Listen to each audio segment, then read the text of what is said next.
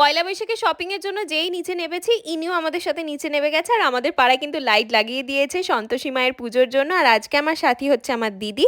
তাতুকেও নিয়ে যাচ্ছিলাম, আর এই দেখো তাতু পড়তে গিয়েছিল, যেই বলেছি কেনাকাটা করতে যাব, কি খুশি। কি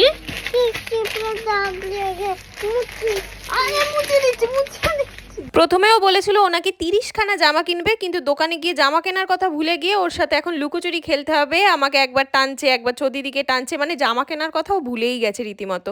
একটা জামা পছন্দ হলো, কিন্তু তাতু সেটা সাইজে আসেনি। তারপরে লাল রঙের একটা, আর ওকে যাই পরাই তাই ওকে ভালো লাগে। এই দেখো এখানে ম্যারাথনে নাম দিয়েছে, দৌড়েই যাচ্ছে দৌড়েই যাচ্ছে। তারপরে পুপুরটা নিয়ে নিলাম। তাতু পুপুর জামা নিয়ে নেওয়ার পর আমার মা, বাপি, কাকু, কাকিমা সবার জামা আমি আজকে নিয়েছিলাম, মানে প্রচুর শপিং করেছি। এই যে তাতু এখানে একজন পার্টনারকেও পেয়ে গিয়েছে। এই দেখো এত শপিং করেছিলাম। তোমাদের শপিং কমপ্লিট?